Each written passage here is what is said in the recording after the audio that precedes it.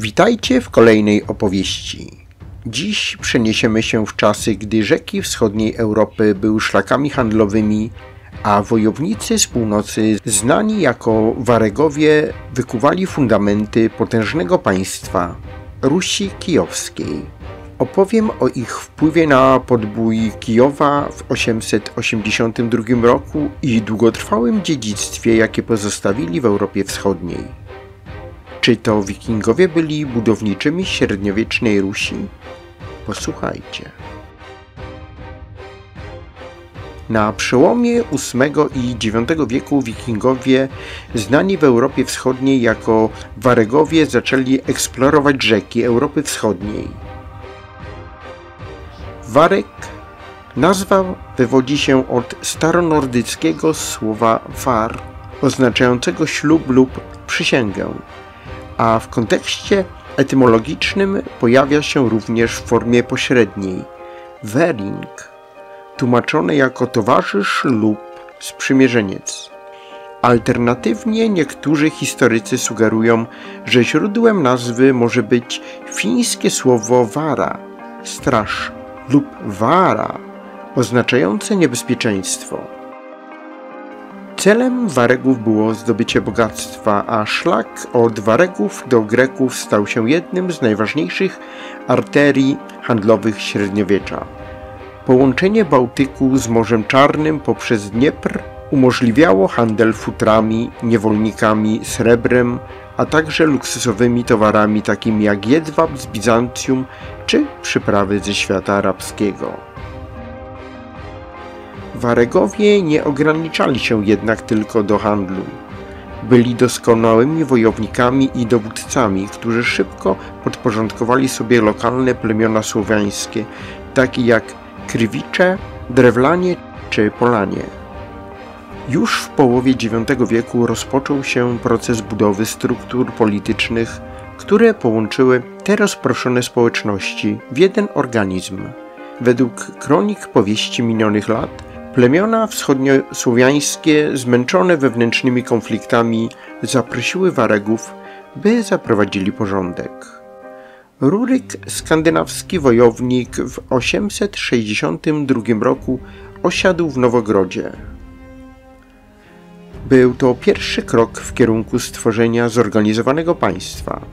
Ruryk umocnił swoją władzę, a po jego śmierci schedę przejął Helgo, którego Rusini nazwali Oleg Mądry. Kluczowa postać w naszej dzisiejszej opowieści. W 879 roku po śmierci Ruryka Oleg Mądry objął władzę nad Rusią Nowogrodzką. Zaszczyt ten spotkał Olega z powodu niepełnoletności syna Ruryka Igora Rurykowicza. Oleg podjął się ambitnego zadania – rozszerzenia kontrolowanego terytorium. Jego celem okazał się Kijów. Kijów, będący ważnym ośrodkiem handlowym, był kluczowym punktem na szlaku od Waregów do Greków. Według kronik Nestora w 862 roku dwóch Waregów, Askold i Dir, z drużyny Ruryka udało się na południe i opanowali Kijów. W 882 roku Oleg wyruszył z Nowogrodu, by podbić miasto, które znajdowało się pod rządami tych dwóch lokalnych władców, Askolda i Dira. Oleg Mądry zdobył Smoleńsk, Lubecz, a następnie ruszył na Kijów.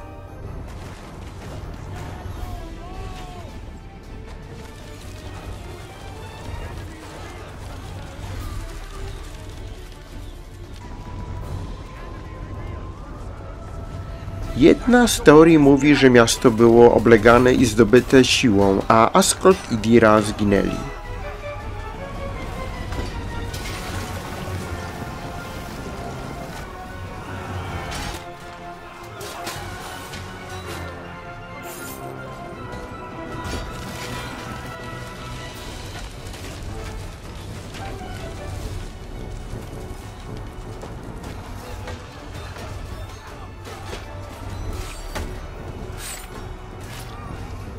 ale jest też inna opowieść o zdobyciu Kijowa.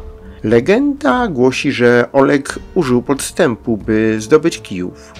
Udając kupca, zwabił Askolda i Dira na spotkanie, podczas którego rozkazał ich zabić.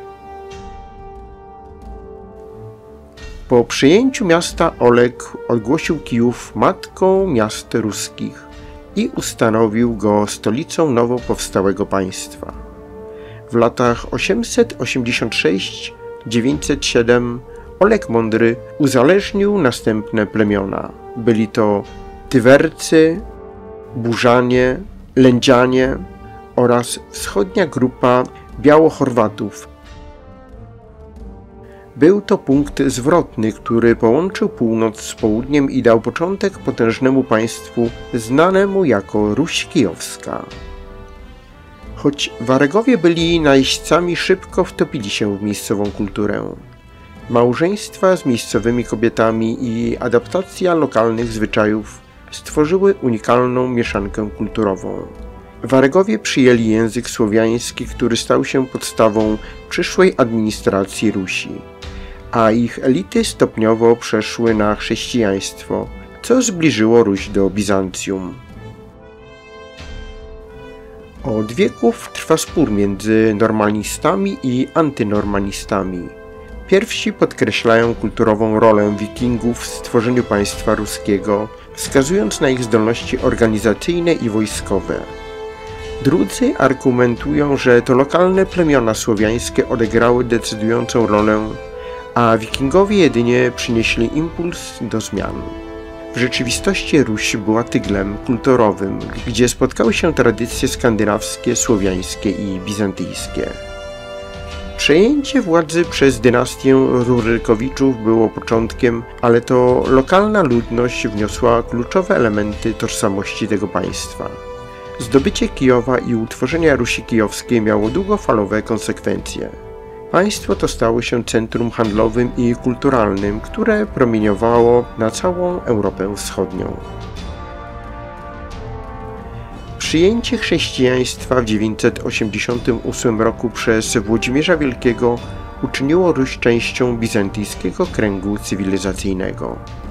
Waregowie stopniowo stracili swoją odrębność kulturową, a ich wkład w budowę Rusi jest niezaprzeczalny. To oni zapoczątkowali proces, który kształtował Europę Wschodnią przez kolejne wieki. Zdobycie Kijowa w 882 roku było kluczowym momentem, który umożliwił narodziny potężnego państwa. Dziękuję za wysłuchanie dzisiejszego odcinka. Jeżeli podobał Wam się ten temat, zostawcie komentarz. Chętnie usłyszę, jakie inne aspekty historii chcielibyście poznać. Do usłyszenia.